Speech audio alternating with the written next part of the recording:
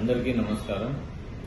ఈరోజు మీ ముందుకు రావడానికి గల కారణం ఏమంటే, ముందుగా మీతో అన్ని విషయాలు పంచుకునే ముందు పవిత్ర రంజాన్ మాసంలో రోజా ఉంటున్న ఒక్కపొద్దు ఉంటున్న మా ముస్లిం సోదరులందరికీ కూడా పవిత్ర రంజాన్ మాస శుభాకాంక్షలు తెలియజేస్తూ, అదేవిధంగా నిన్న జరిగినటువంటి అసెంబ్లీ సమావేశాల్లో, శాసనసభ సమావేశాల్లో పవన్ కళ్యాణ్ గారు మాట్లాడుతూ వారు ఎన్డీఏ గవర్నమెంట్ వచ్చినప్పటి నుంచి ఏ పనులను అయితే చేసినారు, గతంలో వైఎస్ఆర్సీపీ ప్రభుత్వం ఏం చేసింది, తర్వాత ఎన్డీఏ గవర్నమెంట్ వచ్చిన తర్వాత ఏం చేసినారు అనేది క్లియర్గా గణాంకాలతో సహా వివరించడం జరిగింది. అందులో మొదటిది 2019 నుంచి 24 వరకు వైఎస్ఆర్సీపీ ప్రభుత్వంలో నరేగా పథకం కింద సీసీ రోడ్లకు గాను 610 కోట్లు 5 సంవత్సరాల్లో వాళ్ళు ఖర్చు చేస్తే, ఎన్డీఏ ప్రభుత్వం వచ్చేసి 5 సంవత్సరాలు కేవలం 2 సంవత్సరాల్లోనే 3,853 కోట్ల రూపాయలతో సీసీ రోడ్లను వేయడం జరిగింది.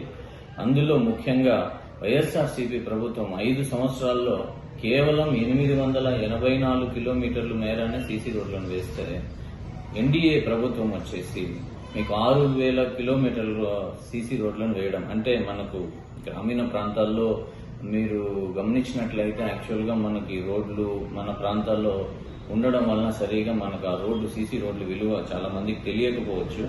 డోలీ మోసే ప్రాంతాల్లో గర్భిణీ స్త్రీలనైతేనేమి, సామాన్య ప్రజలు చాలా మంది ఆరోగ్యం రీత్యా కావచ్చు, లేదా చదువుకునే పిల్లలు స్కూల్కి పోయి రావాల్సిన సందర్భంలో ఆ రోడ్డు లేని పక్షంలో వాళ్ళ అటవీ ప్రాంతాలు గుండా వెళ్లే సందర్భంలో ఎంతో మంది మృత్యువాత పడిన వ్యక్తులు ఉన్నారు. వారందరికీ ఈ సీసీ రోడ్లు అనేది నిజంగా ఈరోజు పవన్ కళ్యాణ్ గారి దయ వల్ల గ్రామీణ ప్రాంతాలకి వెలుతురు రావడం, కరెంట్ రావడంతో పాటు సీసీ రోడ్లు ఇవన్నీ రావడము వారికి ఎంతో సంతోషాన్ని కలిగిస్తూ ఉంది.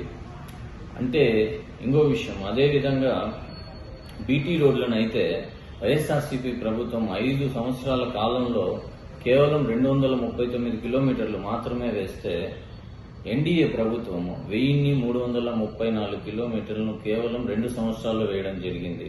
అదేవిధంగా గతంలో 5 సంవత్సరాల వైసీపీ ప్రభుత్వంలో రూరల్ డెవలప్మెంట్ కి ఆల్ స్కీమ్స్ కి వాళ్ళు ఉపయోగించిన డబ్బు వచ్చేసి 4,610 కోట్లు మాత్రమే కేవలం. కానీ ఎన్డీఏ ప్రభుత్వము 11,506 కోట్ల రూపాయలతో అభివృద్ధి పనులు total rural development all schemes కి ఉపయోగించినారు కేవలం 2 సంవత్సరాల్లో. అంటే నిజాయితీగా నిబద్ధతగా పనిచేసే తత్వం ఉండే నాయకులు ఉంటే అభివృద్ధిలో తేడా ఎంతుందనేది సామాన్య ప్రజలందరూ తెలుసుకోవాల్సిన విషయము. అదేవిధంగా గ్రోత్ రేట్ ఆఫ్ ఆంధ్రప్రదేశ్ అనేసి మన రాష్ట్రం విడిపోయినప్పటికీ, తెలంగాణ మనం ఉమ్మడి ఆంధ్రప్రదేశ్ లో ఉండి విడిపోయినప్పటికీ 2014 గాను మనము 13.50% ఉన్నాము. ఏ సందర్భంలో అయితే వైఎస్ఆర్సీపీ ప్రభుత్వం 2019లో వచ్చిందో ఆ రోజు నుంచి 24కి 9 లక్షల కోట్ల అప్పుల్లోకి వెళ్ళినాం. అదేవిధంగా 13.50% లో ఉన్న మనము 10.55% కి పడిపోవడం జరిగింది. దానిని కేవలం 2 సంవత్సరాల్లో ఎన్డీఏ ప్రభుత్వము 11.750కి ఈరోజు 75కి మనం పర్సెంటేజ్కి రావడం జరిగింది. దానికి పూర్తిగా గౌరవనీయులు చంద్రబాబు నాయుడు గారు, పవన్ కళ్యాణ్ గారు అందరూ కలిసి కట్టుగా సమిష్టి కృషితో ఈరోజు ఆర్థికాభివృద్ధిని పెంచుకుంటూ, అదే సందర్భంలో పర్యాటక రంగానికి మన కందుల దుర్గేష్ గారు ఆధ్వర్యంలో 20,000 కోట్ల రూపాయల పెట్టుబడులను ఆకర్షించడం జరిగింది. వాటిని అది పరోక్షంగా ప్రత్యక్షంగా 50,000 మందికి పైగా ఉపాధి లభిస్తుంది.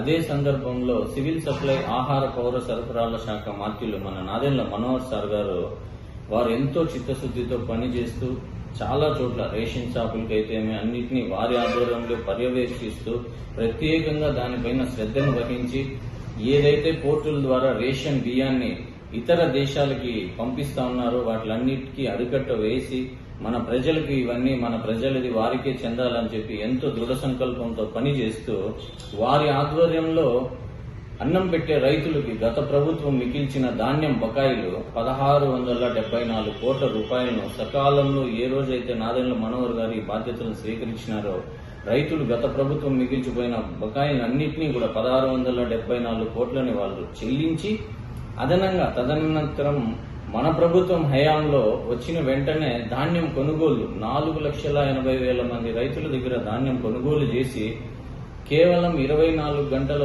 లోపల 10,650 కోట్ల రూపాయలని చెల్లించడం జరిగింది. అదేవిధంగా చాలా మంది పవన్ కళ్యాణ్ గారి గురించి మీరు ఏదేదో మాట్లాడుతూ ఉంటారు, రకరకాల సందర్భాల్లో రకరకాల విధంగా ప్యాకేజీ అనేసి ఇంకొకటి అనేసి. మీరు మాట్లాడే ముందు తెలుసుకోవాల్సిన విషయం ఏమిటంటే 2014 నుంచి 19 వరకు కూడా పవన్ కళ్యాణ్ గారు ఎన్డీఏ ప్రభుత్వానికి అండగా నిలబడిన రోజు, ఆ రోజు ఆయన ఏ పదవి తీసుకోవాలనుకున్నా కూడా సెంట్రల్ మినిస్టర్ అయిండొచ్చు లేదా రాష్ట్రానికి మంత్రి అయిండొచ్చు. ఆ రోజు ఏ సందర్భంలోనూ పవన్ కళ్యాణ్ గారు కేవలం రాష్ట్రం అభివృద్ధి చెందాలా, ప్రభుత్వంలో ఎన్డీఏ అక్కడ వచ్చేసి మోదీ గారు, ఇక్కడ మన చంద్రబాబు నాయుడు గారు ఉంటే అభివృద్ధి చెందుతుంది. చంద్రబాబు నాయుడు గారే ఎందుకంటే వారికి అపారమైన అనుభవం ఉంది, విడిపోయిన రాష్ట్రాన్ని ఒక దారిలో పెడతారనే ఆశయంతోనే పవన్ కళ్యాణ్ గారు ఆ రోజు కూడా మద్దతు ఇవ్వడం జరిగింది. ఆ రోజు ఏ పదవులకి దేనికి ఆయన లొంగలేదు, తీసుకోలేదు. ఇది రాష్ట్రం అందరికీ తెలిసిన విషయమే.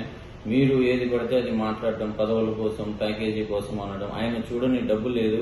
మరీ ముఖ్యంగా ఈ సందర్భంలో నేను తెలియజేసేది ఏమంటే భారతదేశంలోనే హైయెస్ట్ యాడ్కి అమౌంట్ చెల్లిస్తామని పవన్ కళ్యాణ్ గారితో చాలా యాడ్లు చేయవలసిందిగా రకరకాల సంస్థలు ఆయనను అభ్యర్థించినప్పటికీ కూడా ఆయన అన్నింటినీ సునాయాసంగా త్రోసిపుచ్చినారు. ఎందుకంటే కారణం ఏదైతే కూల్ డ్రింక్స్ కావచ్చు రకరకాలు నేను తాగను, అవన్నీ నేను తాగమని ప్రజలకు ఎట్లా చెప్తాను డబ్బు కోసం అనేసి తీసుకున్న వ్యక్తి, నిబద్ధత కలిగిన వ్యక్తి మా పవన్ కళ్యాణ్ గారు. వారి మీద నిందలేసే ముందు మీరందరూ ఆలోచించుకోవాల్సిన అవసరం ఉంది. ఎంత చక్కగా ఆయన తగ్గి రోజు ప్రభుత్వాన్ని స్థాపించి ఆయన ఏ సందర్భంలోనూ వ్యక్తిగత ప్రయోజనాలకి ఆశించలేదు. నా పార్టీ ఎదగల్లా, నేను ఎదగల్లా అని ఏ రోజు ఆయన భావించలేదు. ఆయన కేవలం నా రాష్ట్రం వెనుకబడింది, నా రాష్ట్రంలో రకరకాల సమస్యలు తలెత్తినాయి, వాటిలన్నిటికీ నేను అండగా నిలబడాలని ఏకైక లక్ష్యంతో పనిచేస్తున్న ఏకైక నాయకుడు శ్రీ పవన్ కళ్యాణ్ గారు. వారి అడుగుజాడల్లో నడుస్తున్నందుకు మేమందరూ ఎంతో సంతోషిస్తున్నాము. అదేవిధంగా ఏదైతే మదనపల్లి నియోజకవర్గం కూటమి ప్రభుత్వం ఆధ్వర్యంలో పైనుంచి నిధులు తీసుకురావడంలోనైతేనేమి, సీసీ రోడ్లను వేయడంలోనైతేనేమి, ప్రతి పనిని కూడా అన్ని ఎప్పుడు 24 గంటలు పనిచేస్తున్న మదనపల్లి నియోజకవర్గ శాసనసభ్యులు శ్రీ షాజహాన్ బాషా గారికి కూడా మేము హృదయపూర్వక ధన్యవాదాలు తెలియజేస్తున్నాం. వారు ఒకవైపు అసెంబ్లీ సమావేశాల్లో పాల్గొంటూ, మరోవైపు రోజా పవిత్ర రంజాన్ మాసంలో ఒక్క పొద్దు ఉంటూ, అదే విధంగా దొరికిన ఏ 5 నిమిషాలనైనా సరే ప్రజల కోసం కేటాయిస్తూ చాలా చక్కగా పనిచేస్తున్నారు. వారికి కూడా జనసేన పార్టీ తరఫున కృతజ్ఞతలు, అభినందనలు తెలియజేస్తున్నాము. జై జనసేన, జై హింద్.